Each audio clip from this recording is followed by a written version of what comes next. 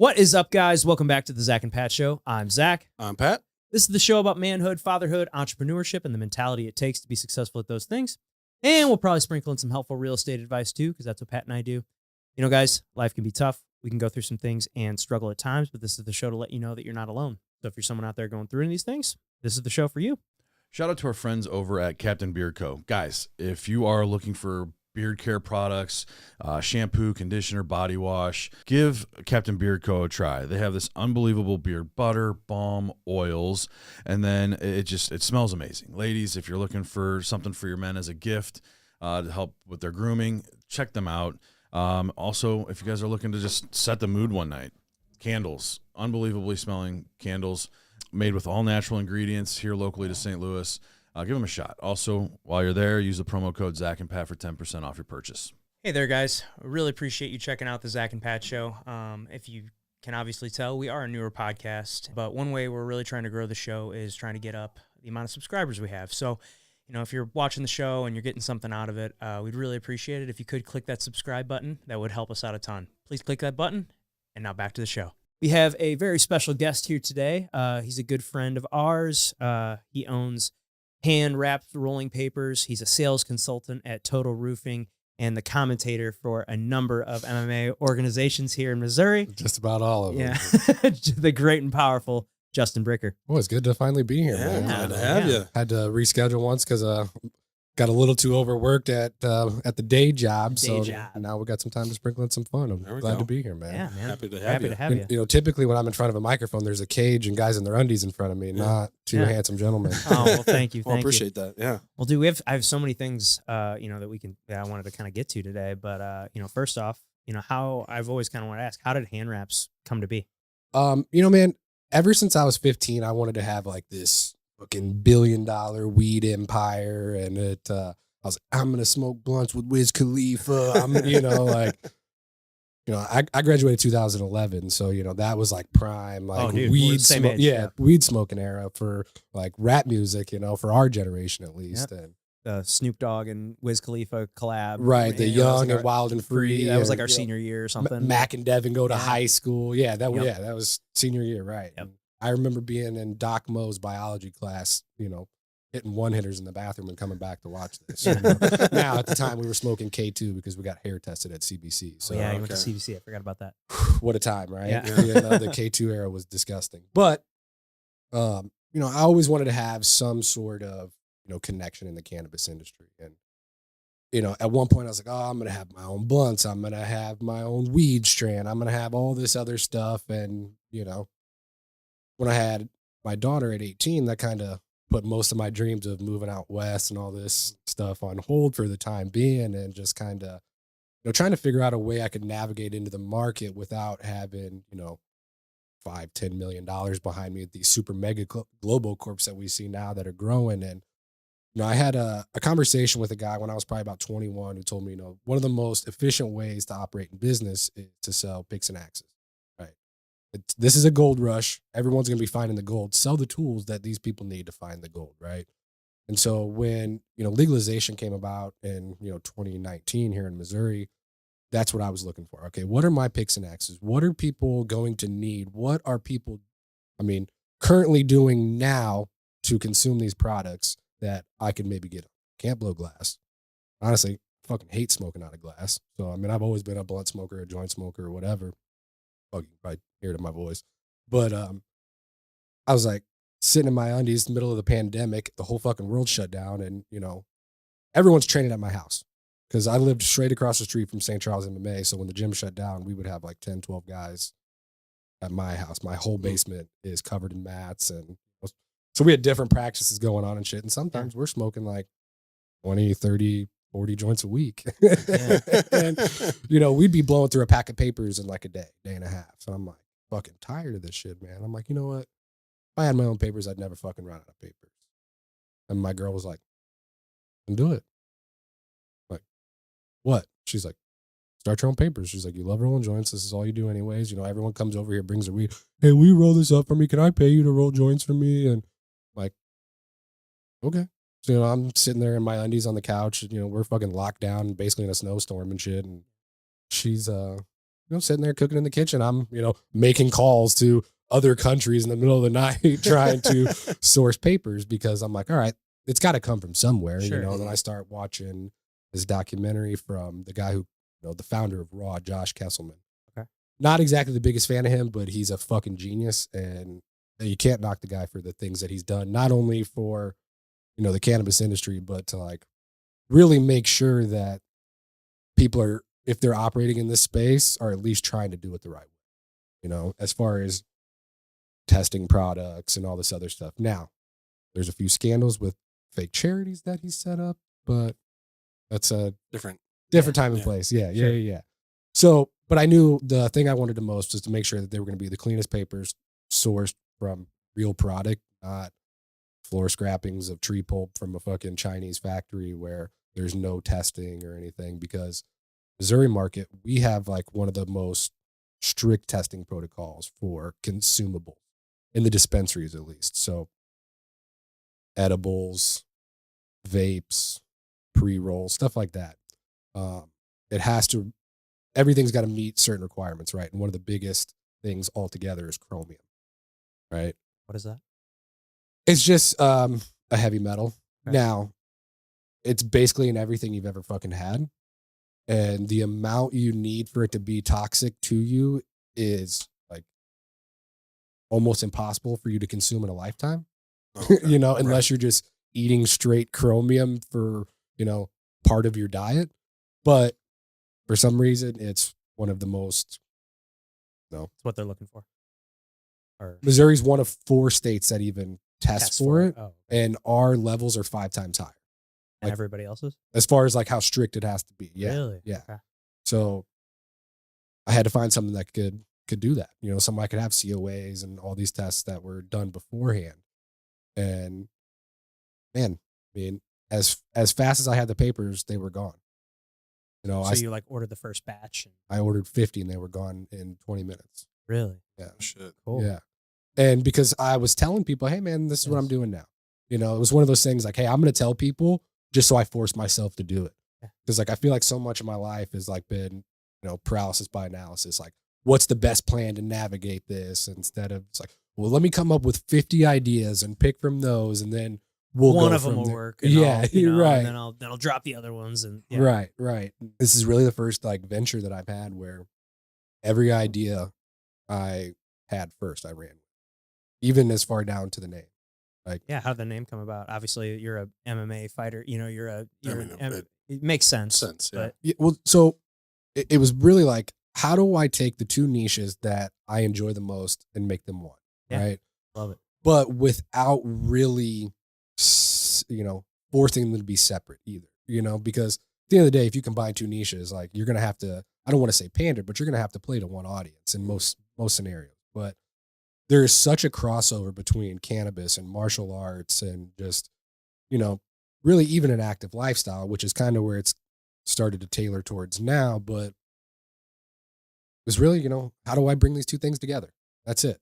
And, I'm like, okay, well, you roll joints by hand. What else do you do? Like, I didn't want to make it like jujitsu related because I feel like that's almost even too niche. Yeah. So it's like, okay, well, you wrap your hands in boxing, kickboxing, MMA, all these other things. Like, okay, well, we hand roll joints. So we're wrapping the we're wrapping the weed, right? Okay, hand wraps. Yeah, Boom, right perfect. there. Yeah, you call them, the hand wraps. Yeah, makes complete sense. And I was, at first I wanted the king size to be called like the knockouts, like the big boys or like the heavyweights. And I'm like, I think maybe now I'm going a little too far into it. But I mean, it was really like, okay, first idea, I'm gonna fucking start a joint paper company. Okay, next idea, I got to come up with a name. All right, the 2 niches that I love the most: combat sports, MMA, jiu-jitsu, and cannabis. How do I make it work together? Right, because to come into the market with a new product, you have to have something different. I mean, I say it all the time. Just because McDonald's makes a cheeseburger doesn't mean I can't make a good one too. But you got to be doing something different to draw the business. So like, I have this built-in audience from being a commentator and a matchmaker and coaching for the last 6 years now, and just really put it in front of all the people that I trusted the most. And fuck, man, it blew up. Took off. Blew up so fast without even me really even putting a lot of effort into it. It was almost on accident where I'm like, oh shit, I got to keep up with this. I got something here. Yeah. So funny story, that 50 goes like in basically like 20, 30 minutes because I posted them online and boom, boom, boom, people were buying. Also, if you listen to this, Aaron Kender, love you, my boy. He was the first one to buy a box, showed up at my house. The second they landed, gave me cash, gave me more than what I asked for and said, I believe. So if you hear this, I love you, buddy. That's awesome. But, so I'm like, all right, cool. I got fucking 50 off. I'm going to order 500. 500 came. They were gone within a couple days. I'm like, all right. Yeah. So are you just like selling these just like to your buddies at the gym, or do you like to the gym? You have a online store set up as well, or are you not that far? So yet? I had set up the website, but I didn't understand how to like really integrate Shopify, right? With sales tax and all this other stuff. So I was like, all right, you can order everything through here, but I got to figure out the fucking back end shit. So I'm like, if you want a discount, you don't want to pay taxes on it, just pay me directly. Just pay me directly. That's kind of how I did the first few. I'm like, all right, I can set this aside. Now I can at least account for the taxes myself. I'll pay it on the fucking back end, whatever. And that 500 came and went in about like probably like 3 or 4 days, maybe a week at the max. And I'm like, all right, it's time I'm going to step this shit up. Like I had a Facebook page or an Instagram page that got to like 700-800 followers in like 10 weeks. Damn, so I mean, pretty good. It's pretty. It's. I mean, it's macro scale. It's not shit. It's small, but like that's for anybody starting an Instagram page. Like it takes a long fucking time to gain a following. If there was 600 people in this building here to see me today, I'd be pretty fucking stoked. Yeah, So exactly. It's like I always got to remember like that's what this is, dude. Well, we think the same thing with this show. It's like we look at some things that we get 40 views, and it's like, dude, it's not nothing. Like if I stood up in front of a group of 40 people, like that's a lot. It's a big room, like it's a big room of people. And, it's something I got to always remember and remind myself of when I look at these other podcasts that are, getting hundreds of thousands of views. And it's like, okay, well, we're not there yet. Right. But like 5-10 years from now, we keep up with it. Who knows? We might get there. Sure. And if we don't, it's not, we do it just because we enjoy it, so. Right. And you get to sit down with awesome people like you and our other guests, like just to hear your stories and because everybody has a unique story, right? It's just for us, how do we get it out of them? And if all this ever becomes is like a fun hobby you have with your buds and you get to do cool shit, like what else do we need as adults, right? Right, right, exactly. That's all it needs to be. So I'm like, all right, I really got to fucking, I'm going to ramp this shit up. I ordered 500 this time. I'm going to order 3,000 next time. Everything came wrong. Oh, no. Everything came wrong. The boxes were wrong. The fucking booklets were printed the opposite direction. So instead of opening left to right, they opened right to left. Like, it was all fucked up. All fucked up. Well, do you go back to the manufacturer on that and be like, hey, listen, this is a fucked up order that you sent me. Yep. I want a new one. Yep. And they made it right. Okay. But then it got hung up in customs for about 4 months. Oh, no. Shit. Oh, it was awful. It was awful. Because, it went from France to a shipping port in Germany and then to another place. And then it hit New York and got hung up in customs there. And no one made me aware of it. So I'm just like waiting. Just waiting. Waiting. And I finally get a hold of my manufacturer and they're like, yeah, man, we're trying to get on this now. We're made aware of it this week, blah, blah, blah, blah, blah. They were trying to charge me $25 a day plus 10 cents a pound for every package that I had for every day that they held it because they needed EIN and a few other things to import it. No one reached out to me. No one did anything. And you just were racking up money. Yeah. Oh, jeez. Yeah. And I'm out product. Yeah. Right. Right. Well, at least product that I could sell. Mm-hmm. So what I did was there's all these, I got to be careful with my words. The correct term to use is legacy market events. Okay. So people with a medical license or local growers or whatever, they put on like swap meets essentially. And, some people do it the right way where, hey, you can buy tickets and these tickets are redeemable for whatever items are on at someone's table. And that's on you guys. I've been to ones where there's people this is a straight just open air drug market. And I've walked in and I'm like, yep, I'm out of here. But I showed up to a few of these and just gave out papers. And I had papers I had, but I couldn't sell. So it's like, Oh, the fucked up ones? yeah. Okay. So it's like, there's no retail boxes for them. They're just blank white boxes, but the booklets are okay. The paper's still okay. Right. They're just printed backwards. They're not on the right. Yeah. They don't display properly. Right. But I could give them out. Sure. People can use them. So I went to at least 2 events a month for 3 Like months. cannabis friendly events or whatever they are. Okay. Yep. And just gave out papers. Didn't charge a dime, nothing. Just gave every single one out to every single one that I went to. I did that for about 4 months. And then after that, it just. Well, yeah, dude. Because I mean, people, you just giving shit away for free. Yeah. People love that. People love that. And you're familiar with the brand Cookies? Yes. Okay. So Berner, the guy who started Cookies, he said he gave away $3.7 million worth of merch in the first 5 years. Wow. But I mean, that's arguably one of the biggest cannabis brands out there. Oh, probably the biggest. I know, because I know Wiz Khalifa's got a stream with them, and there's a couple other celebrity. They invented the term rapper weed, Yes. and shit like that. But Berner did $3.7 million in 5 years in free merch because. Now is Berner is that the rapper Berner? Yeah. Oh, really? He started Cookies. Yeah. Okay. Yeah. Well, there's some debate on that. But Okay. Yes, he is the head of Cookies and the face of it all for sure. But so I kind of took that model well, I can't give this stuff. I mean, I can't sell this stuff. I can't just sit on it either. Right. And these guys are making it right. So I'm going to have product eventually. And then it became like this, oh man, I'm out. You're just going to have to pre-order. And pre-orders came in. Yeah. Pre-orders came in. And then, I didn't even approach a dispensary or a store or anything for 6 months. Okay. Just because one, you didn't need to? I didn't really need to. I didn't have the volume, I thought at least, to compete with the margins that they were getting from these big distributors. So it's either you infiltrate the market and, these people trying to sell the products come to you, or you try to do it vice versa, right? Which these guys get people try to sell them shit all the time, But if I can sell direct to your customers, and then your customers are coming to you and saying, hey, do you guys carry Handwraps here? Yeah. Right? That was what got it the most, was people would come in, oh, do you guys carry Handwraps? Hey, I got these at some event. I really liked them. You guys have these here? Because, on every single pack, my IG, the website, everything's on the very back.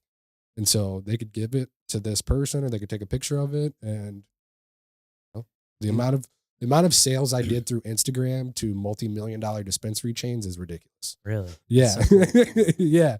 It just goes to show you any medium you can communicate with someone on, you can create a sale. Now, do you think they had the mess up just because of how much you ordered? Or do you think it just shit luck? No, I think if anything, it's just at the end of the day, one, no one's fucking perfect, especially in a giant operation where. Well, do you think it got held up at customs too, just because it was such a large order? It got held up at customs because it was a certain dollar amount, and they didn't have the information they needed to clear it all. Gotcha. Didn't have anything to do with it being cannabis related product. I mean, well, so technically it's not a cannabis related, right? But it could be for at the time it was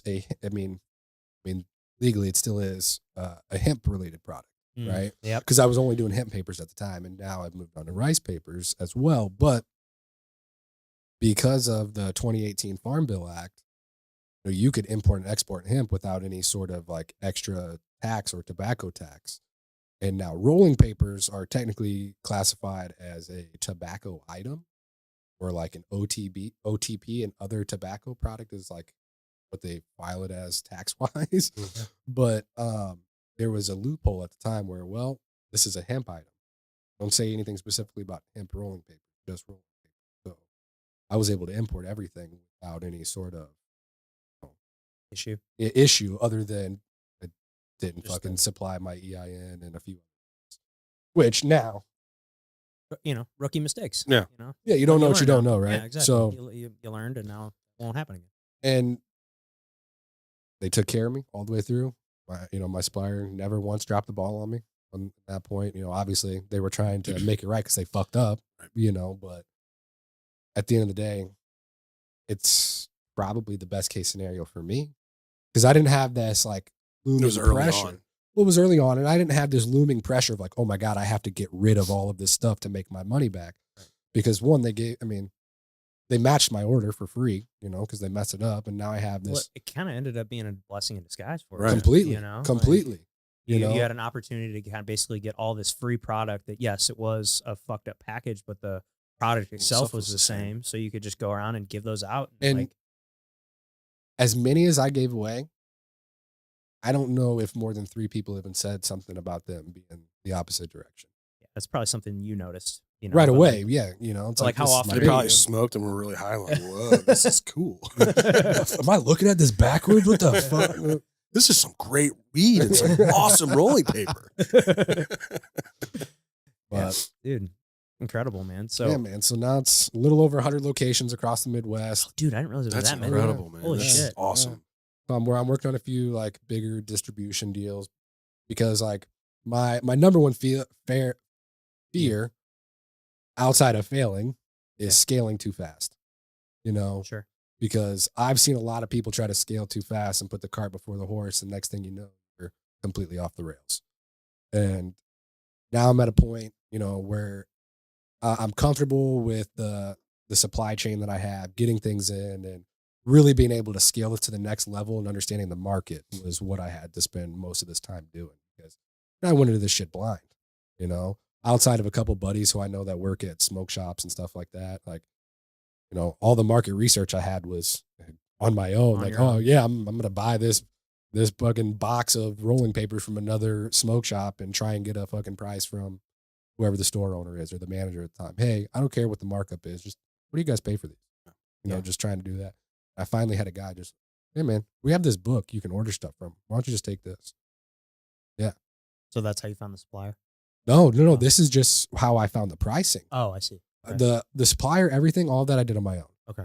You know, and the margins that I was getting were okay, you know, but just my volume wasn't there to compete with some big dogs, you know, like, or even if I wanted to get, you know, distribution in, you know, 50 to 100 stores, like say QT, for example, right? Yeah. Like your margins got to be thin, real thin. And I know that because, you know, before jiu-jitsu, before any of this stuff, I was a national accounts manager for a produce brokerage firm based out of Salinas, California. So I had like 118 accounts across the Midwest, 6 states, like, and some of my bigger customers were Walmart, Costco, and Sam's. And I mean, the volume that those guys buy is insane, but the margins are so razor thin that it doesn't make sense to even put it in there.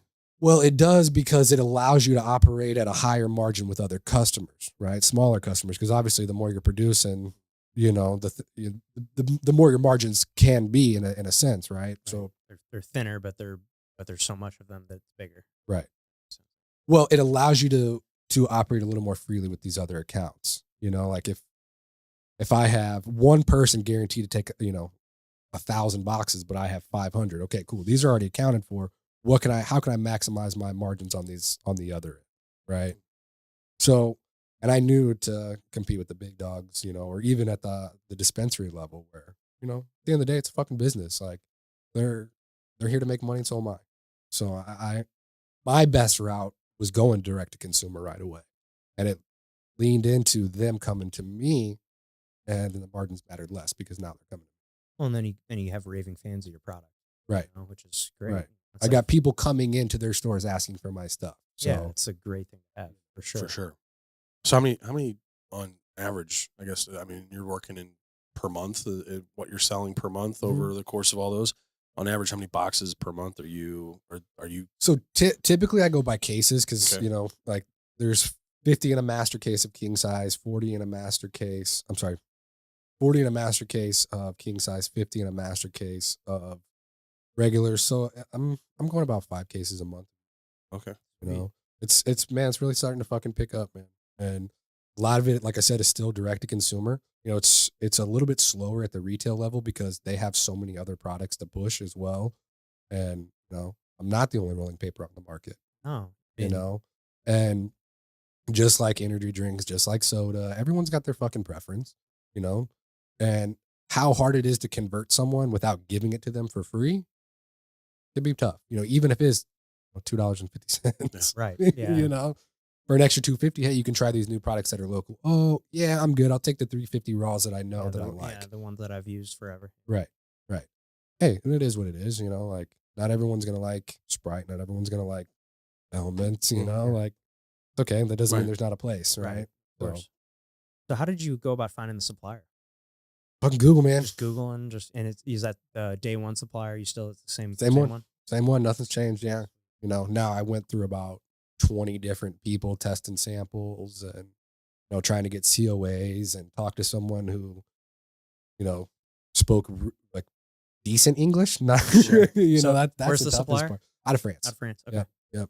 It's one of the older Brush paper up on your mills. French. Yeah, I was gonna say. No thing. Stick some peanut butter to the top of your mouth. I'm too busy studying Portuguese right now. Okay. Oh yeah, because your wife's Brazilian, right? Yeah. Yeah. We're gonna spend 2 weeks there this summer. So, Oh, that's awesome. yeah, Awesome. we're gonna go back for her birthday. It'll be the first time she's been back in 5 years. Man. Wow. Yeah. Cool. So we're gonna go back for her birthday, scout some second wedding locations, and Sweet. we'll go back next year for a month. So, yeah. I've always wanted to go. Go to the Mecca.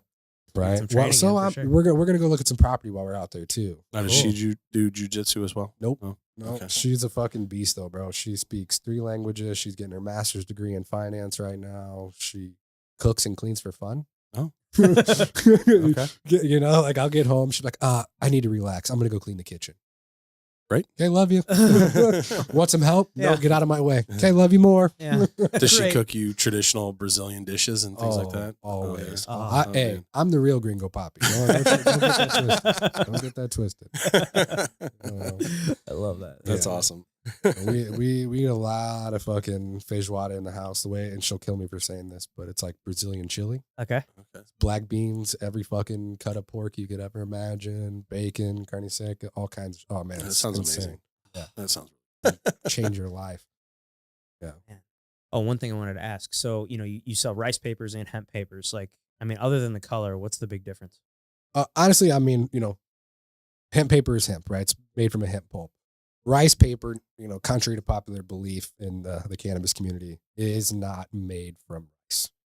Now, there was one company that did that. They don't do it anymore, though, even though they still say, like, Say that the true rice paper on their packaging. It's like, you guys stopped doing that, like, fucking 35 years ago. But it's just a thinner wood pulp. Okay. It's just beat down and dried out and pulled thinner and thinner and thinner until, like, you can almost see all the way through it when you hold it up to the light. Now, does one do better than the other? It's more preference. Zach and I were kind of talking about this the other day. The hemp papers definitely are stronger. They're a little bit more malleable. Rice papers are thinner. If you want to get, into the weeds, they're about 1.5 micrograms thinner. Into the weeds. Right. So it's really about preference. Like, right now, people are starting to migrate further away from the hemp papers. 1, because they're thinner, and 2, because hemp is one of the most bioavailable products, like, in the world. It's like a super plant. They're taking hemp plants right now and implanting them in the ground at Chernobyl to help suck up the radiation. Oh wow! Right. Well, and if you ever like feel like hemp, it's like really light but like super durable, and it's like, it's so versatile. Like, you can make paper with it. I mean, the Constitution is written on hemp paper. Have you seen Parchment. hemp concrete? Yeah, I've heard about it. Yeah, It's insane. Really? it's like crazy strong. Yeah. Yeah, and like it's like 4 times as strong as like regular concrete, supposedly. Shit, they need to start putting that down on the streets of St. Louis. Yeah. Get rid of these fucking potholes. Yeah. Oh yeah. Literally on this past weekend when we did the fight campaign, Arion on his way here, hit a pothole and blew a tire out. And especially after the snow. And Yeah, all when the all shit the for plows last driving week. over it. Yeah. Well, Well, that and and the salt just eating at it. and then when it starts to melt, it goes down, but then it refreezes. Where does it go? It just expands. Yeah. It just Right. expands. It keeps getting worse and worse and worse and worse. And yeah, it drives me absolutely nuts. That's crazy. Hemp concrete. Yeah, hemp concrete. Oh. I mean, they make hemp protein powder. I mean, Yeah. there's Oh, yeah, I've hemp seen like that. fucking everywhere. Everywhere. I mean, Yeah. it's like such a versatile product, and for a long time, it was illegal to import. What you said, 2018 is when they stopped that. it was like you had to go through all of these, like, I mean, just to sell any sort of hemp product, it was like very, very difficult. And this all had to do with the guy's name. I've heard Rogan talk about it several times, but it's the guy from you know what I'm talking about. Yes. The whole reason that hemp became illegal was because of it was the paper industry, and because hemp was their preferred way to use paper. I mean, because it's way more durable, easier to make, easier to grow, and but it's way more efficient to grow. yes, and they made this thing called the decorticator, where it made hemp very easy to process. And when that came out, this guy, God, I can't remember his fucking name, but he's the he had his business was paper, and he was the guy that was responsible for starting like the reefer madness videos. If you ever seen any of like all that propaganda that basically made, they said that and that's how they came up with the name marijuana, which marijuana is it's like a Spanish term for like a wild tobacco. Wait, you mean it's not like Pineapple Express where they sat down in the basement and got really, really high and they're like, "This is illegal." Supposedly not, but yeah, they did that with acid. Okay. But yeah, that's essentially. But he like did like a campaign to make hemp illegal so that it wouldn't ruin his paper industry, and then that makes you crazy. It makes white women love black guys. Right. Yeah. They said it was like Mexican and black men. It caused them to be violent and white women to love them. So it's right. like, yeah.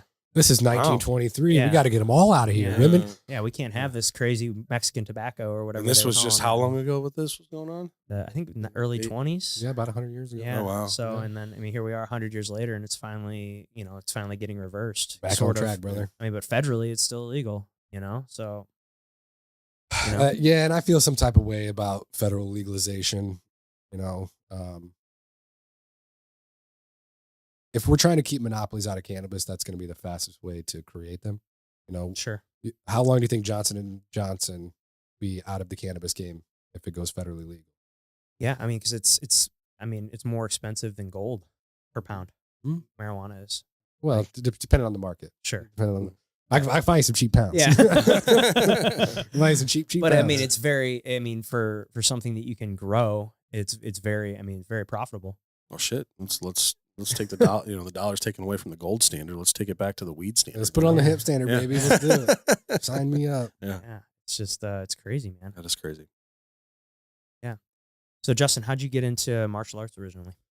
It's honestly, it's something, I always wanted to do my entire life. Like ever since I fucking woke up on a Saturday morning and watched Three Ninjas for the first time, Dude, my first sentence was "Go Power Ranger." Like, it's always been such a giant fascination to me. Which one was your favorite?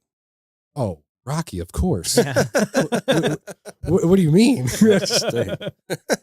So it was always a giant obsession and fascination of mine through my whole life. And I mean, I don't know if you guys listened to the podcast I did with Arion, and I haven't really talked about it like publicly much. Guys that I train with and stuff know, but since I was 8 years old, I've been dealing with reoccurring inner ear tumors called a cholesteatoma.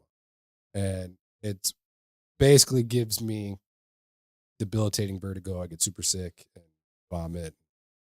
A lot of it is brought on by like an extended heart rate. So from 8 until 19, I had 2 surgeries a year, every year. One to scope out the tumor, one to like essentially what they do, it would go in and check to make sure that they got everything. And then they would have to resurface my ear canal or put in artificial hearing bone. Yeah. So I basically got like 1 season a year to play sports, when the rest of the year I was like recover. Like couldn't have heart rate over, 150 or anything for more than 5 minutes, like all kinds of stuff. Cause I had stitches in my ear, and I didn't know this until I was older, but I guess the way your blood pressure is regulated in your head is different than the rest of your body. Right. That's I didn't know. Me neither. But if you have, that's how your face gets really red when you're working out or, Yeah. Right. Mine does. I get Sure. tomato face. Bad. My face is the color of your shirt. But a lot of it is your blood pressure rising, right? Okay. Or, your blood circulating, not so much your blood pressure, but it would cause the stitches to burst, give me vertigo, cause me to pass out, cause me to be sick, all kinds of shit. And so when I finally got, on my own, I'm like, I think I'm going to give this a try. And I was always too scared. And my best friend, Brian, he's a black belt under Zach Cummings now. He lives out in Kansas City. He started training under Jermaine Andre. I don't know if Jermaine is. That's a guy in this community who gets overshadowed a lot because he's a wild, wild character. He's a real OG. Talk to Mike Rogers, you talk to Steve Berger, they'll tell you, yeah, Jermaine's crazy as hell. I mean, he's a legend. Like as far as like early MMA and guys in the area, someone you guys should talk to. He's got insane stories. But Brian was training under Jermaine and, moved to Kansas City and started training under Zach and was getting ready for his first MMA fight. And I went out there and basically, I was watching him get ready and stuff. And Zach came up, hey man, what you doing? Watching Brian train, get ready. He's like, yeah, there's class going on. Like, yeah, I know. He's like, well, Brian told me you want to do jiu-jitsu. Go do jiu-jitsu. Just kind of like put my feet to the fire. And I'm like, okay. I was like, all right, well, I don't have a gi. He's like, yeah, I got one. Everything I had. He's like, yeah, go ahead. And then so I would do jiu-jitsu, kind of sporadically when I'd come to town. And I told the guys, like, oh, yeah, I'm training back home. Yeah. Like I was just too nervous. Like, dude, I went to St. Charles MMA 4 times and sat in the parking lot 10 minutes early. Like, all right, I'm going to go in. I'm going to talk to someone, watch people walk in, stayed there long enough, watch them same people walk out. Just could not get up to do it. Could not get up to fucking do it. It's terrible. Now, was that more because of what was going on with the ear, or is it just more? It was more me, like my ego, like, oh, what if I get beat up? What if someone tries to hurt me? What if they don't like me? What if it's too hard? Am I going to be a bitch? Like, like all these things. And, I'm 22 years old at the time, 22. And so then I go to Kansas City and mind you, all this is after like the worst fucking breakup I've ever had in my life too. And aren't they all at that age? For sure. We would live together, all kinds of shit. And Brian was like, look, man, I'm tired of hearing about your shit. You fucking need jiu-jitsu. You just need jiu-jitsu. He was like, I'm buying you a gi. All right, whatever. And I didn't think nothing about it. And I go home, and a couple days later, I get home from work, and there's a fucking gi sitting on my porch. A blue King's gi in a bag. With a white belt. Yep. And I fucking went to one class. St. Charles MMA. Yep. Finally went inside. Matt Rice house was teaching, and I talked to him, and I was like, I don't know if I want to try the class today, but I'm okay to sit and watch. And he's like, yeah, man, you do whatever you want. You'll probably get a better idea if you want to do the class or what you want to do if you do the class. So I was like, still too nervous, Sure. Sat there, watched the whole class, and all right, bet I'm in. I could do this. Go to the gym the next day. All right, I'm getting back in shape. I'm gonna do jiu-jitsu. Fucking put 225 on the squat rack. Tear my fucking hip. Not completely, thank God. Oh, that sounds awful. It was horrendous. It's horrendous, especially because I didn't have great insurance either. And so it was basically just like, yeah, figure it the fuck out. So my hip still clicks like horrendously. Oh, man. Yeah. But so I went out to Kansas City and Zach was like, hey man, so you doing jiu-jitsu? Like, I'm like, yeah, well, I've been in a couple times. Brian got me the gi and I hurt my leg. And he's like, look, go to St. Charles MMA. Tell him I sent you. Zach used to do like all of his training camps there when he's in college and stuff. And he's like, go there. Tell Mike Rogers you know me and that I sent you. And he goes, don't come back here. You don't. Basically like, hey man, I love you, but quit fucking around. Yeah, do it or don't. Yeah. And shit so or get off the pot. Right. And so I went out, finally I talked to Mike and I signed me and my daughter up in the same day. So I'm like, all right, I need accountability buddy. Yeah. So she did jiu-jitsu and I was like still too nervous to do jiu-jitsu. I think I was like, looking back on it, I was just afraid to lose more than anything. So I was like, I only did kickboxing for like 2 months, maybe 3 months when I first started there. Because it was like, oh, this is my excuse. It's the same time as the kids' jiu-jitsu class, So my daughter's over there. I'm over here.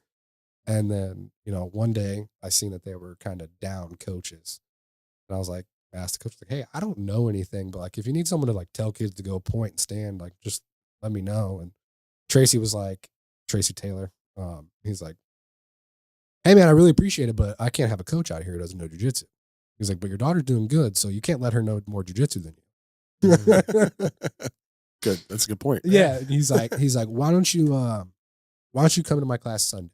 He's like, we start at 9, we go till about noon. Damn. Yeah. Yeah. Damn. Yeah. Well, he called it Sunday school. He's like, it's all the dads. He's like, we're not out here trying to kill each other. He's like, you're going to come here. You're going to talk about jujitsu. You're going to learn about life and how these things relate to each other. He's like, all the other stuff like that, comes along with this place, you'll find it. And he's like, just come to this class. Okay. And so for like maybe 2 or 3 Sundays in a row, I went to his class. I'm like, all right, I think I really need to fucking give this a try. And so I completely stopped doing all striking classes, did all jujitsu, nothing else. And then about 7 months later, I quit my job. And you really could train jiu-jitsu. Well, I was living so far below my means to what I was making at the time. Like all in, dude, my bills were like $1,100 a month. Oh wow. I had fucking nothing. You know, I had the cheapest apartment I could find in Wentzville. I had a fucking cell phone bill. I had no car payment. So I saved up enough money to live and pay like all of my bills plus live for like 3 years. Wow, that's incredible. So it's like, all right, I'm gonna fucking take this. Like, I really fucking love this. Like, we have some cool stuff going on. I got this new like community at the gym that I feel like I'm really a part of now because like once I got over my own ego, like, I mean, you know how just being a part of any team, right? Yeah. Being a part of any team, like especially if you've been an athlete your whole life, is the best part of your fucking day. It's the best part of it. Yeah. It's the best part of the day. I mean, you playing baseball your whole life, like the game's fun, dude. Being in the dugout with the boys. Yeah, locker room. Yeah, locker room, dugout, so fucking everything, man. Like that's where some of the best times I've ever had in my life are. Just bullshitting in the locker room after a hard jiu-jitsu class. Like I've never laughed harder sometimes. And I say it all the giving time. Each other shit. The most important thing to the success of a jiu-jitsu academy is how much time you see the guys spending on the mats after class is over. How many guys are lined up on the wall like this? And chatting. And just chatting. Giving each other shit. Yep. And like, dude, that's some of my favorite conversations and best times I've ever had have been like when I'm completely drenched in sweat, propped up against the wall, sitting there talking to my boys or even a guy that I don't know that well, but like, man, I've really got to know this guy today. Cause like I got to fucking see him in his most vulnerable point, where he's got a guy on top of him choking him in like, it's like he doesn't get more real than that. Right. And it's awesome. And so, I have this like new community that I'm like, in reality, it's like all I ever wanted was to be a part of a team that I loved, that I felt valued in, and that, was something that I actually loved. It wasn't like I was enamored by this new shiny toy. It's like, no, this is something I've wanted to do since I was fucking 8 years old. I was just never allowed to. And now it's like, this is everything I thought it was going to be and more. And now I'm an adult and I can like, oh shit, I can maybe make like a lane for myself in this to where this could be my life, because I was selling produce and I fucking wanted to blow my brains out. I was on the road like 16 days out of the month sometimes. And, in Mount Olive, Mississippi and fucking, weird backwoods places in Louisiana. And, that time away from your daughter, I'm sure that's. Exactly. Yeah. And, my dad, he still to this day is gone like 40, 45 weeks out of the year for work, whether. Oh, wow. That doesn't include his vacation time. What does he do? So now he's the VP of sales for a company called Green Gate Fresh out of Salinas, California. So I started working in produce for one of his buddies selling fucking sliced apples and bagged grapes to prisons, school districts, restaurants for their kids' menus and shit. And that was it. And then like about a year and a half in, my dad and a couple of his buddies started a brokerage group that absorbed the company that I was working for. And I ended up working for my fucking dad for like 2 years. And that was even worse. That was the worst part of all of it. It's like, because now I'm my dad's kid, so I'm held to a higher standard, but I'm also my dad's kid. It's like, hey, you're 22 years old. I'm not going to pay you the same as I'm paying. everyone Right. else. You gotta earn your keep around here, boy. Yeah. You know, which I mean, it taught me to grind. Sure. You know, look at the time it was fucking miserable. Looking back at it, 31, I can say like that set me up so much further than I imagined it would have, just in the understanding of business at a, you know, even a macro sense, right? Like knowing how to operate where I could with Handwraps and where I should go, yada, yada, yada. But I just could not see myself getting stuck in that cycle. Because I remember calling my dad, hey, Pop, you going to come to my game today? Nope, not going to be home. And then the first time my daughter called me and was like, hey, Dad, are you coming to my soccer practice tonight? I'm like, man, I'm in fucking Nebraska, you know, and she's crying, doesn't understand. And it's like, Breaks your heart. Yeah, what? it's tough. And because I just go right back to that moment myself. Yeah, because you saw yourself there. Yeah. Oh, yeah. I mean, I was I that felt that before. all the time. You know, it's like my dad's on the road. My mom's a real estate agent, so she's working, you know, at all crazy hours, you know. So it's like I didn't want her to feel what I felt and miss out on all that stuff. You know, so I'm like, all right, I'm in an opportunity right now. I have all this money saved up. I live super, you know, below my means. I have a few opportunities that I've created on myself, like in, you know, the gym and the community and whatnot. I'm like, I think if I really put everything I have into this, it could be something. I don't know what it is, but it could be something, you know, and it's spawned into infinitely more things than I ever thought I would imagine. Commentary, the matchmaking, fucking Handwraps, like Yeah. all of it is all because my boy Brian bought me a gi and Zach Cummings told me to stop being a bitch. Damn, You That's know? awesome. Yeah, So you know, cool. that's why it's so important to have good people in your life, man. Dude, it is. It's So, one of the most important. And so how long have you been doing jujitsu now? it'll be 8 years in June. Okay. Yeah. What level are you? I am a 4-stripe blue belt. So Nice. I took off Been a blue belt for a hot minute though. I've been a blue belt for about 5 years. Yeah. So I took off the gi for like 2.5 years completely. Like didn't even really touch it other than like a holiday open mat, a Christmas open mat, or a Thanksgiving or something like that. And you know, a lot of people are still like super traditional in the sense like if you don't wear the gi, I can't promote you in a belt. You know, which it is what it is. You know, like I don't have any shame showing up to a gym. You know, I've been training 8 years with a 4-stripe blue belt. Yeah. I'm like, we can roll. Yeah. You tell me what you think I am. Right? Yeah, Like, it doesn't. The belt doesn't always mean everything. I mean, it really doesn't. no, because I rolled with black belts when I was a blue belt, and I'm not shit. All things considered. But when I was a fresh blue belt, there was black belts that I beat, like guys that were fighting. But it's like, you don't deserve this belt. You don't deserve what this symbolizes. At least, you know. That's why I just once like I started really seeing that, I'm like, oh, these belts don't matter whatsoever. Why do I need to wear the gi? You know, I enjoy both. I'm coming back around to it. I put the gi on more in the last 6 months than I probably have in the last 4 years. Really? Yeah. I even bought a new gi. Where you been training lately? I've been training a ton at Gracie Amida and at Wolves Den as well, and then mostly at my house. So Okay. my basement is fucking a full gym. So Sweet. I got a 10 by 10, and then I got all kinds of puzzle mats, and I got a full gym in my garage. So we'll have like 6, 7 guys at the house sometimes. It's just not enough space, Yeah. you know, for us to get real crazy. But a lot of time at Wolves Den, mainly at Gracie Amida, but a lot of that's in the gi. So I just train where I can. Yeah. So you prefer no gi? Always. Yeah. Yeah. Now, you eventually started coaching at St. Charles MMA, right? Yeah. So, and you know, like goes back to like, all right, how do I find my way in this? Right.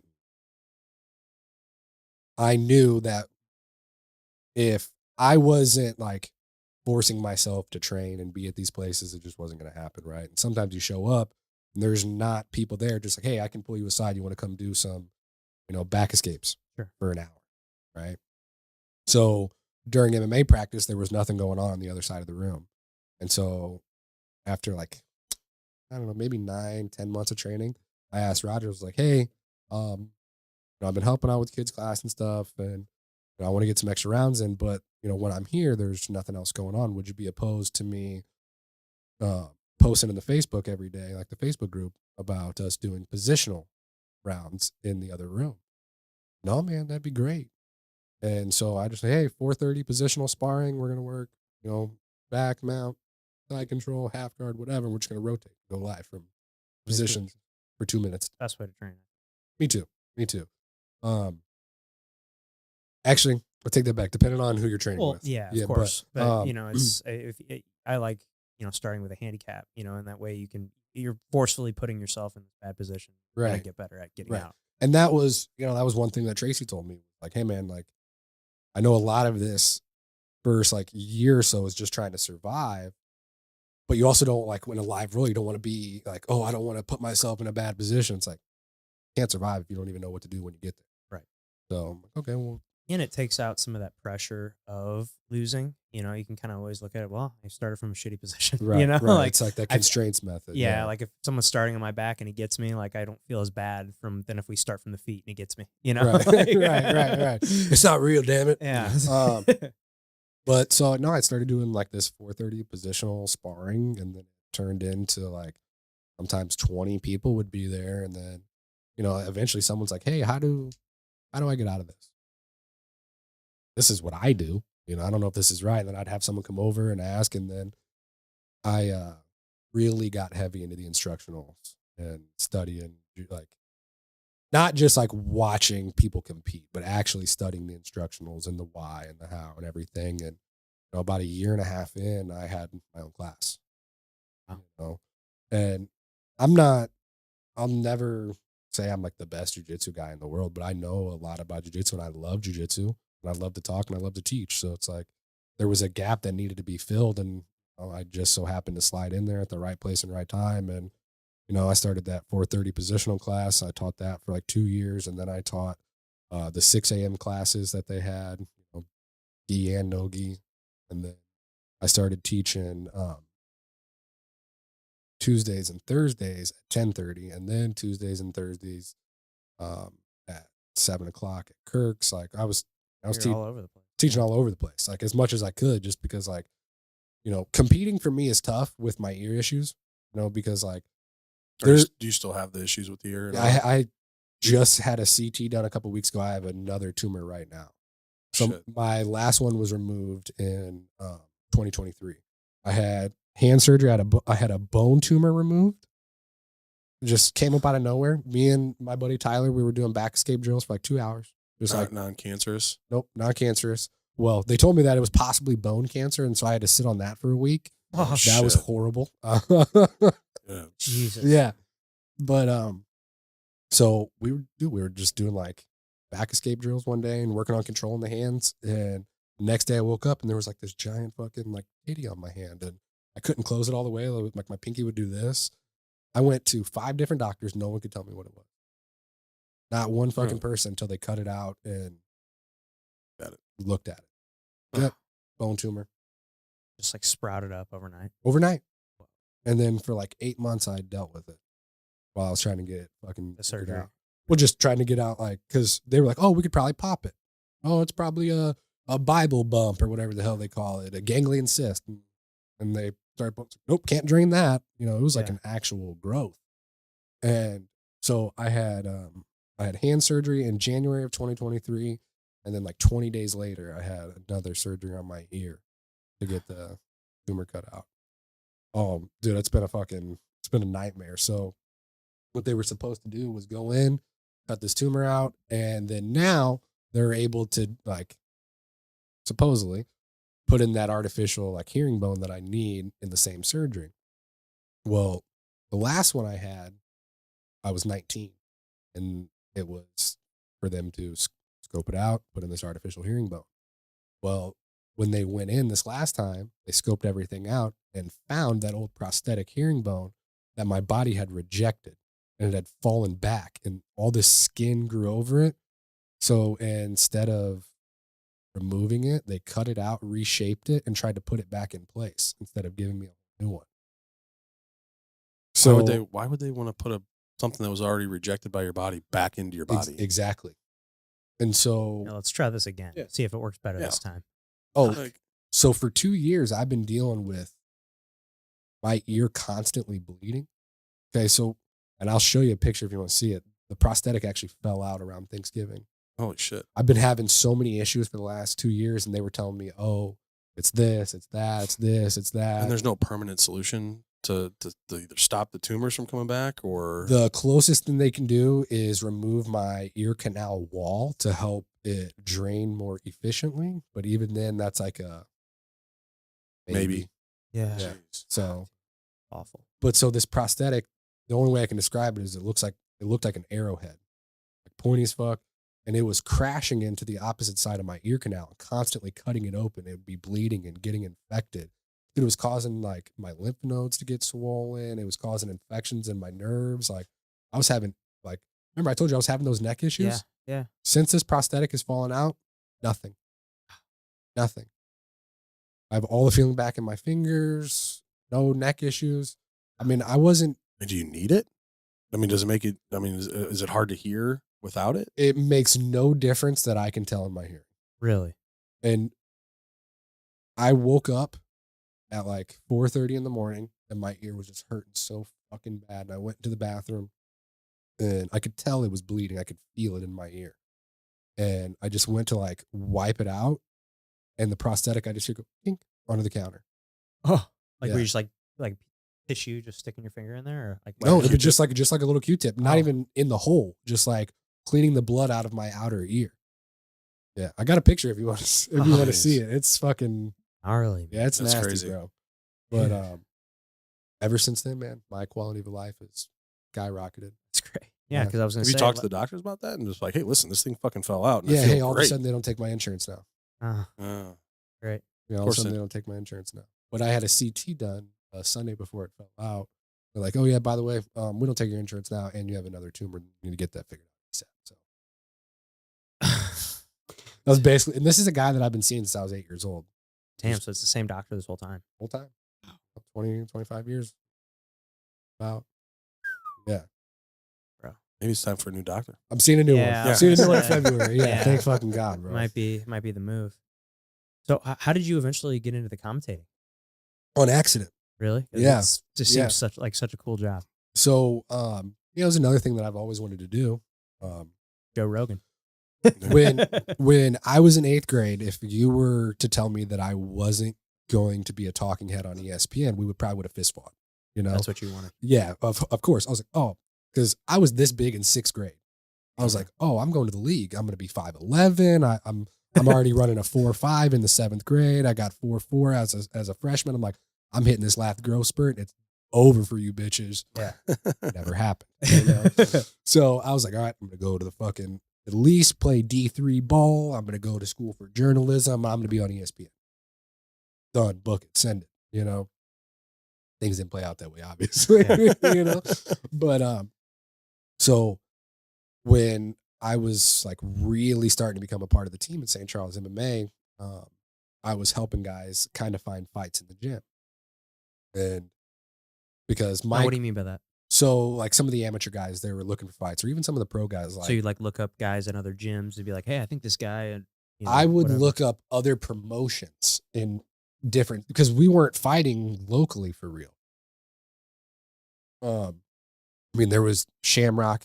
NFA wasn't really around yet, and Rumble Time was done. Fight Hard was done. Like there was really only Shamrock for a little bit of time, so we had this stable of guys, and no one was fighting. And so I went on Tapology. I just started looking up promotions. Yeah. Just finding them on Facebook, sending people, hey, we got this guy, this guy, this guy. You got anything for me? And they're like, yeah, you guys want to come to fucking Mount Rainier, Washington? Yeah. I'm like, yeah, we'll do it. And Roger's like, listen, motherfucker, Yeah. you want us to drive to Washington because they're not paying for a flight to go fight for free? He's like, no. Start about 4 to 5 hours away. And I was like, oh yeah, probably a good idea. Probably a good idea. You know?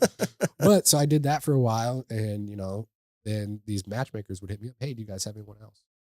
So I started reaching out to other, you know, gym owners, Drew and Grande, Kyle Watson, all these guys. Hey, I got a guy looking for this. Do you have anyone? And this was like right at the end of Kyle really having, you know, an MMA team. program. So, Yeah. but Drew and Grande was posting, hey, we need matchups for this, this, and this. So I'm like, all right, cool. I got these guys. And I sent it to him, sent him a couple guys from St. Charles MMA and a couple guys that I had just, you know, befriended on Facebook that I knew were fighters. And then they had a bunch of fallouts. And I just started sending Drew guys at 2 o'clock in the morning. I was up and I seen the post. I'm like, hey, check this guy, check this guy, check this guy. And then he hit me up and he was like, hey, man, you ever thought about wanting to do this? Like, what? He's like, matchmaking. Sure. Like, I can help for sure. I was like, I don't know what that means for real. I was like, but whatever you need, yeah, I got you. And so he was just like, hey, I got these guys. Help me match them. Come to the show. You can come for free. And I want to introduce you to Brad and Marlene. So I went and met Brad and Marlene. They brought me on as a matchmaker. And at the time, they were doing like Drew would do like the first half of the card, and then they would rotate commentary with him throughout the whole night. So And like different guys for different fighters. well, and then you would get to like the main event or whatever, and it'd be like, you know, one of the Wolves Den guys, and it'd be Drew would have to leave and go corner with Mop. You know, so it's like they had this like, you know, rotating stable of people all night long. And then I can't remember who it was. Someone didn't show up. They were supposed to start the card. Yeah. Drew was like, commentators? hey. Yeah. He was like, you want to do it with me? I'm like, hell yeah. I was like, absolutely. I was like, I told Brad and Marlene, like, I would love to do that. And I was like, you know, if no one's going to be here, for sure. Yeah, sign me up. And so we did, you know, the first half of the card. And then I think Sam Panites joined me because I did like, actually, I take that back. The first card, I only did a couple fights. I did like 4 or 5. And he's like, hey, man, you're really fucking good at this. You're just going to stay here for the next one. Like, just do the whole show. I was like, I'll do it with you, and then we'll have someone else. And then I think Drew and I did, you know, first couple fights, and then it was me and like Sam Panites the rest of the night. So how long have you been doing that? 6 years. Okay. 6 years. Last year, did 20 shows. Okay. So, Dude. Yeah, Brad and Marlene are great. Yeah, you know them. Yep. Yeah. So I don't work for NFA anymore, but I work for Synergy. I'm the lead commentator for them. I work for Cage of Honor down in Cape. I work for Knuckled Up, and then I do spot duty for FAC in Kansas City. So basically everyone but Shamrock. Shamrock. You know? Yeah. There's organizations, they did one show, you know, that have brought me in and stuff like that. I've done a couple on UFC Fight Pass, which was really cool. Yeah, that's cool. FAC is no longer on Fight Pass anymore. Which, you know, is what it is. I think Fight Pass is kind of dying anyways. It's basically just become a platform for regional MMA, and that's about it. I mean, that's about it. Now they're trying to kind of do the professional jiu-jitsu. Yeah, the FPI stuff or whatever, which, you know, they're paying guys better to do jiu-jitsu than they are in MMA, like drastically better, like 6 figures. Really? Oh yeah. Yeah, it's cool. I mean, that's sweet that they're bringing that. And then you've got Craig Jones and his stuff and all the stuff with Flow. Yeah. And then, I don't know if you guys have ever seen Midwest Finishers. They're based out of Chicago. I sponsored them through Handwraps. Next event's March 7th. Where at? Lombard, Illinois, 10th Planet Lombard. It's right outside of Chicago. So they do a really cool thing, man. It's typically like a super fight show with a tournament built throughout it. So it's kind of, you know, broken up throughout the day, but it's usually like a, you know, 8 to 12 person, like $1,000 cash prize. Yeah. So I'm sponsoring the fastest submission of the day. Cool. Okay. Handwraps, fastest submission. Yep. Yeah. So, and honestly, I think that's one of my most fun things to do with the business is be able to give back to some of the fighters, you know, like, and I've been helping fighters for so long. Like, even when I didn't have the money, giving guys money that I probably shouldn't have, you know, hey, going out of town, can anyone help me with sponsors? You know, Venmo someone $40 because, man, I know how it is to fucking struggle out there, you know, and you're going out into a cage in your undies to go fist fight a man for basically free. Right. Yeah, sometimes you're paying to do it. Oh, a lot of times. A lot of times. A lot of times you're paying to do it, especially like at the end of the year, if you're a pro and you don't fucking, not on your P's and Q's with what your deductions are, like, it's going to cost you a lot of money to fucking fight. Yeah. But it is what it is. That's not an easy business. No. And that's why Dana always says, this is not career. This is not a business. This is an opportunity. Right. And I think, you know, the older I get, the more I realize that, you know, like you have to use this venture to springboard into something else. Like what Connor has done. And well, I mean, those guys are making big bucks anyway, just because of the promotions and the fights that they're doing, just because of the personalities they are. But ultimately, it'd springboard that into other businesses. Sure. Well, and you think of just athletes in general, right? Like how many fucking college quarterbacks are now insurance salesmen in their hometown? Right. Right. You know, it's like that's what I did. I mean, exactly not insurance, but yeah. You know, you took this network and this little like fan base or whatever you want to call it that you built, and you know, hey, how do I monetize this? How do I keep this going? Right. Yeah, just keep it going. Yeah, how do I turn this into a business that I can, you know, make money from and live Especially off now with the NIL stuff, you know. Man, it's gonna blow up pretty bad, and it'll come back. There's got to be some sort of regulation. No, absolutely. Got to be some sort of regulation. I'm all for the fair, open market, but if we have a salary cap in professional sports, we need to have an NIL cap. No, for sure. You You know, got guys making millions and millions of dollars. Carson Beck should not be making more than the first quarterback taking off the board in the NFL this year. Just shouldn't happen. Right. Yeah. You know, the guy who is going to be, you know, he'll be good at Miami, but you just transferred from Georgia, didn't play in the bowl game, and now you're going to Miami and you're making $5 million plus incentive. Mm-hmm. Yeah. Yeah. Well, and that just shows you too the difference in sports. I mean, I think the highest college baseball player was making, I think, 500,000, Mm-hmm. and then you got these guys who are, you know, college football making millions. I mean, what was Schroeder Sanders? I mean, he was making what, 4 million? Yeah. Something like that. Yep. Yep. So, And now Carson Beck just broke the record. Yeah. But then you get guys like Travis Hunter who Right. took his NIL money and gave like 150,000 of it to his teammates. yeah, that's pretty Yeah. cool. Well, I mean, and there's Paul Skeens. So he got 250,000 from LSU, Mhm. Baseball player. He was the first overall pick in the draft. Livy Dunn's wife. Yeah, exactly. And so he took that money and I think he gave it back to the Air Force because he transferred from the Air Force to LSU, and LSU paid him 250,000 in NIL money. He turned around and gave that back to the Air Force. Is that his way of maximizing his tax deduction? Well, Yeah. but, I mean, there's that. There's that too. But he also Right. donates. I think he donates now that he's made it to the big leagues. It was like $1,000 for every strikeout he had to some military charity. Holy cow. Yeah. Racking up the deductions, baby. Yeah. Racking them up. Yeah. Well, Justin, you're a father as well. You had your daughter at an early age. How did that change your life? Man, it still changes my life every day. She's Truly. how old now? She'll be 13 this Okay. month. Yeah. Crazy. She is About to become a woman? a grown ass woman. Okay. I mean, there is no stopping that. That's for fucking Is sure. she still doing jujitsu? Nope. She does some kickboxing. She's a monster at volleyball. Okay. She is. Like when she was 10, she was playing 15U. Oh, wow. And that wasn't like That's us. That was them insane. asking. Like, Cool.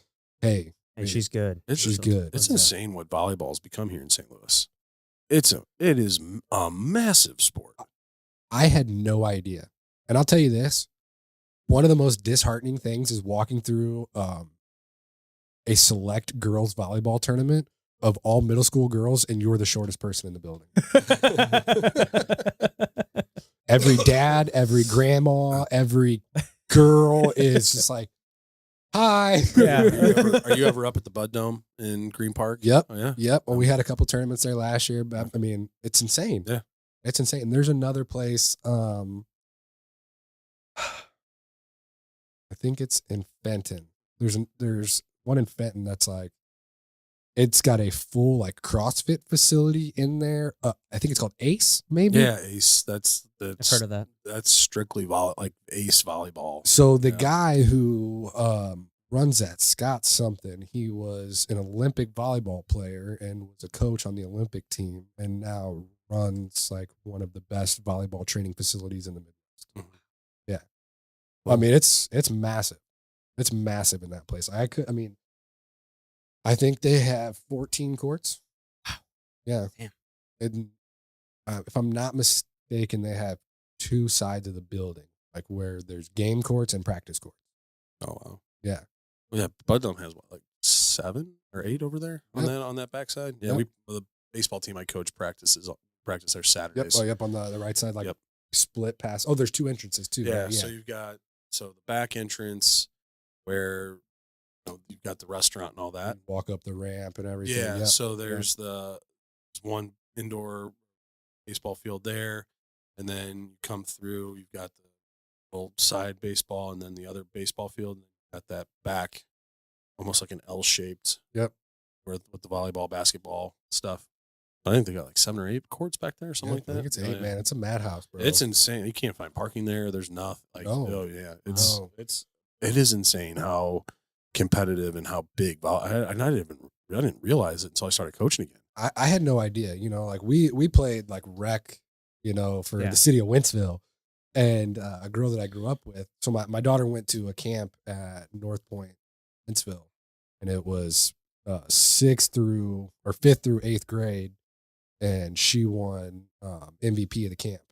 Cool. And that I posted it online, and a girl that I grew up with reached out to me. She's like, "Hey, I see she got this at this camp. That was my coach in college.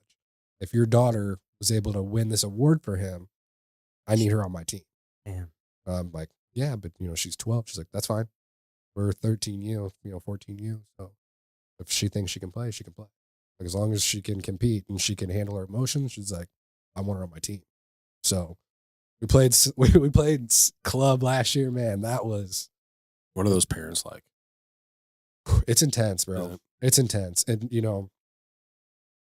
I've coached kids, for a long time, but seeing a team of just young middle school girls, the emotional roller coaster that happens during a game is unlike anything I've ever seen in my life, Yeah. Because everything's such a big feeling and moment when you're that young anyways. And every point's the biggest point ever. And it's no secret that middle school girls are the most emotional creatures on the planet. Yeah. For sure. And like puberty, hormone city. Right. And them like trying not to fight with each other, but still being mad, and then like not taking account of. It's just so funny to watch. That to me was just as fun to watch as the games. Do you think the jiu-jitsu and kickboxing has helped your daughter with like regulating those emotions and those feelings, or is she still part of that?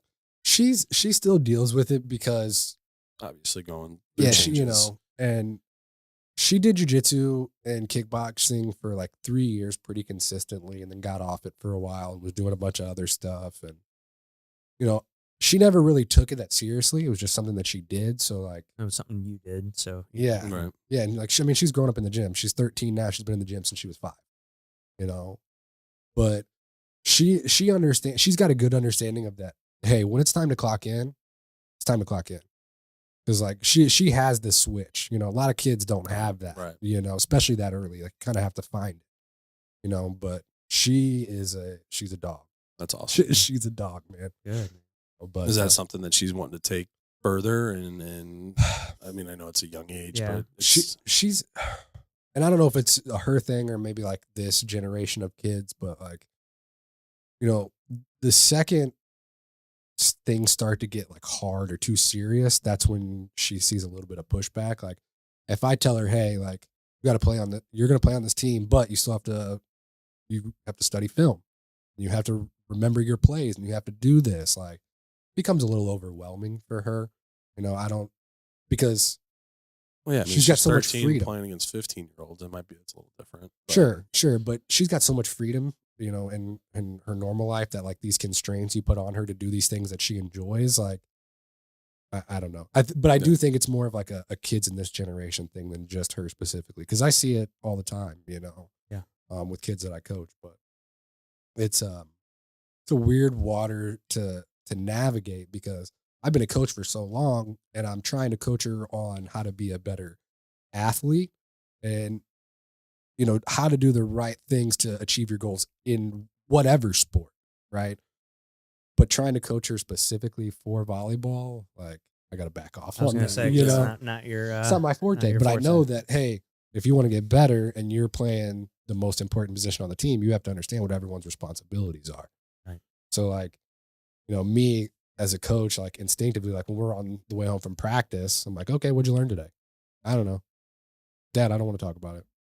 Well, what are we doing here? What are we doing here? We gotta get better. Yeah. We're trying to get better. We're trying to get better. For sure. So she really, really loves it. I don't think she likes the pressure of it though, but pressure's a privilege. You got to understand that. Some people, it takes them longer to understand that. Is it hard to turn off the coach mode and It's go to dad it's day? almost impossible. Yeah. Almost fucking impossible. Like, even with my wife, like if we go to work out together, like I just have to spend the whole time like, I'm her husband right now. I don't need to coach her on her form on everything and do this. I'm like, you need to go, Yeah, it's for like, sure. but it's just been so much of my life, Right. like, trying to, Yeah, you just take want to the hat help, off. but you're like, Yeah. it's not what they want right now. Right. You know? That's Right. why, like, with my boys with baseball, like, I don't know if I will be. I don't know. Separate that. I don't know if I could coach them. it's, it'd be different if it was something that we were doing together, If she was like, doing jiu-jitsu or you were doing volleyball. right. Yeah. If I was like a, volleyball player, or I Yeah. played in high school and college, or, whatever, like, then I have a, little more of a leg to stand Yeah, I was on. gonna say we don't have the build for that sport, buddy. No. Libero. So, and that's what she plays. She plays libero, but like, and this is how psycho I got. It's like the average height for a D1 female libero is like 5'6.5", 5'7". Yeah.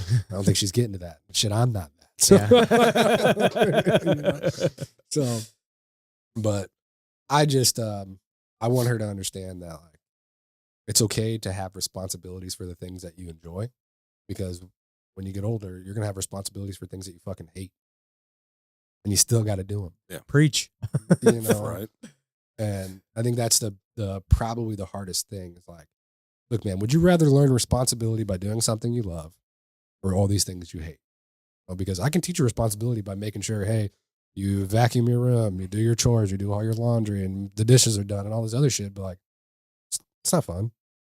It's not fun. It's gonna just make you resent these things that no matter what you have to do, regardless. If I have to force you to do these things. But I just think as part of like navigating the waters as a parent coach, like there's not enough books in the world that'll help you prepare for a 7th grade girl, let alone one where, you guys are so much alike anyways, like in tendencies and who you are. And I'm just trying to be the coach that I needed when I was that age, like, hey, make sure you're watching your film. Hey, make sure you're studying your rotations. Like, hey, spend one day this week and watch one full volleyball game from start to finish at the college level. Like, those are the things that I was trying to get her to do, and it's like, I don't know, maybe that is too much for a 7th grader. But like I said, pressure is a privilege, right? Like, I'd tell her all the time, I'd never ask you to do anything that I don't believe you're capable of. I'm not asking you to run 10 miles every day right now, cold turkey, like, could you do that eventually? Maybe you could, but maybe that's not who you are. But I know that you can study the rotations that you were given, watch one college volleyball game a week, and make sure you know your teammates' responsibilities. It's Doable. It's pretty doable, Yeah. Especially if you're going to be team captain and start at libero. Yeah. It's mandatory, actually. Yeah, If you want to keep your spot. I told her, I said, if you just want to be on the team, that's fine. But we're not going to play club. Because being a part of the team is so important for any kid. But if you're not going to handle the responsibility it takes to be on this type of team, well, we'll put you on a different one. And so she's starting to understand that now, because she started off super hot in the season and tried to ride on talent, and I bit her in the ass at the end of the season. She ended up getting benched halfway through because it wasn't studying rotations and it was showing up in games. And so, many times you tell anyone, especially a kid, something, they don't know it until they know it, right? Or they feel it, so I'm sure you see that all the time with your guys, right? Yeah. I mean, as the coach, obviously they're, and this is something that I've always, I look back at it like the way, like, how am I going to handle it when my kids are getting into sports, which Connor, I mean, they're already getting into sports, but Connor starts playing baseball this summer. And, I always told my ex-wife, I'm like, I really don't want to coach him. Well, it's a kids from school. They started this team, and Melissa just out of nowhere, like, oh yeah, Pat played professional baseball. He would love to help. And I'm like, check with me first on that one. No, I would not love to help. I mean, could I help? Absolutely. But at the same time, like, the best thing that happened for me was that my parents didn't know jack shit about baseball. Right. And they were just there to support me. They got me with the coaches that I needed to get better. And they put all the trust in them and let them do it. And they asked me, they wanted to know what my goals were. So I told them my goals, and all they would do is just ask me, do you still want it? And I would have to answer that myself. And it was yes or no. Like, no, then, okay, well then we're done paying for lessons. We're done doing all this shit and putting you on these teams. If it was yes, then I had to answer myself, like, why the fuck am I being lazy right now? Right. So that was kind of how my parents handled all of that. And that's the approach that I think I'm going to take with the boys, but not, in terms of, because putting that responsibility on myself. When somebody tries to tell me to do something, what am I going to do? Probably the opposite, so it was put onto me early on from an early age, I guess, middle school going into high school. If that's what I wanted to do. And I knew that's what I wanted to do at that point. I knew that I wanted to take this further, cause I was developing heads and tails above my peers. Mm-hmm. And so I knew that there was a chance at it, and my coaches encouraged it, and my parents were just kind of sat back. Where on the opposite side of it was hockey, which I was really, really good at hockey. My dad coached all of the things. He knew all the things about hockey. And instead of just supporting me through it, he'd be coaching me after games, and I just got burnt out on it. It's got to be miserable. And yeah, and I was just like, I don't want to, your daughter was like, I don't want to talk about this, Dad. Yeah. I was the same way. I'm like, yeah, I know I had a shitty game, Dad. I don't need you to sit here and tell me I had a shitty game. Right. And so for me, I got burnt out on hockey really, really quickly. Not to mention I had 6 concussions, but that's it's a whole not fun. No, well, that's a whole six on record. 6 on record. Six, Right, six exactly. on record. 6 on record. But I mean, that was the whole thing. And that's kind of why everybody asked oh, are you going to get your kids into baseball? I mean, yeah, sure. Would I love for them to play baseball? Absolutely. But am I going to push it? No. Am I going to coach them? I'm sure at one point, maybe, if I'm sitting there watching, I'm seeing these dads running around, teaching them some stupid ass shit. I'll come probably go out there. So it sounds like you're going to start coaching soon. We'll see. But that's the thing. They Connor loves it. My oldest loves it. My youngest, not so much. He's a little bit, he's more of my artsy, craftsy, sure, hands-on building stuff type stuff. So like I said, I want to get him into things that he enjoys. I don't want to put him into sports just because Connor's in sports, and kind of develop that, pressure on my youngest one. Pressure is a privilege, but if he's not going to enjoy what he's doing, then I don't want him to do it. Right. So, but yeah, I mean, that was my biggest takeaway and things from the way my parents handled it. Now, parents didn't do a lot of things right, but that was one of the things that they did do right. Sure. And I appreciate everything about the way they handled that, because I probably wouldn't have made it as far as I did with baseball had they have done it a different way. Because that was the one thing that I was passionate about that they didn't know shit about. And they were just like, cool, we're just going to be here and cheer you on as a fan. No matter how bad I did, I'd go 0 for 4 at the plate and strike out all 4 times. But my mom would be like, oh, well, you hit that one down the line. I'm like, yeah, Mom, that was a foul ball. She's like, but it was really good. But you touched it. It was really good. Yeah, I heard it come off your bat. Yeah, it sounded good off the bat. Right, it was really good. Or I'd go out and get shelled on the mound. And she'd be like, yeah, but you were throwing really hard. And you and all. I'm like, yeah, Mom, but I also gave up 7 runs, 5 of which were home runs. I'm like, but yeah. So it's got to be coming in hard to have exit velo like that. Exactly. Exactly. That's the kind of shit that they would say. So no, I mean, but that was the biggest thing for me, and why I think I was able to succeed and move past. And that's, parents ask me all the time, and that's what I tell them. Just from my own perspective is, let me do the coaching. Let me handle that. You be the parent, and you talk to them and just support them. Right. And find out what their goals are, and encourage their goals. Don't try and force the goals, because then they're just going to do the opposite of what it is. For example, your daughter, you're going to tell her to go watch video. You think she's going to go watch video? No, she's watching TikTok. Yeah, exactly. Tell her to find some TikTok videos on volleyball. So there's a guy that I follow. His wrestling channel is Pursuit Wrestling. He's Bracken Myers. He wrestled at Ohio State, and he's like, why would I fight what is so over consuming everyone? He's like, so I give my guys TikToks to watch. That's right. This is part of practice. Yeah, I saw my players' videos from TikTok. There's so much, there's so many good things out there on TikTok. Obviously, so many bad things and distractions, but that's anything on the internet. Exactly, right? Exactly. So I mean, there's videos that I send my guys and quotes and shit like that from professional athletes and stuff that we have a group chat with all my players, and I'll just forward it off to them, and I hope they watch it, and hopefully that starts feeding into their feed. And they start seeing more and more and more of that stuff. Right. But and Bracken told me that's really the reason he started. It's okay, well, I can infiltrate their minds while I'm not even there about wrestling. Exactly. Because he makes it mandatory that they watch TikTok. That you have to watch these TikToks, because it's going to be stuff that we're doing either in practice this week or this month, or something that happened in an event over the weekend. That's smart. I like that. That is Like, he's like, yeah, I mean, if you're going to give a kid homework, you got to give them some at least incentive to do it. You know, Right. and it's like, okay, there's a reason for doing this. It's not just because it's, oh, we're taking a test on Monday. It's like, Right. no, like Jordan Burroughs did this over the weekend. We're going to do this in class today. Please make sure you watch this. And if you don't, you're going to be behind. And then you're going to give, someone wants to get their ass whooped in practice on Monday. Right. you Yeah, know, exactly. if everyone's doing, you know, head fakes to a sweep single and you don't know what's going on, it's going to be a bad You're gonna day look for your silly. practice. Yeah, You exactly. know? Exactly. Because like you can structure your week without even having to really like put up it on the whiteboard. This is what we're doing today. You know, Yeah. like, Just do it all through their phone.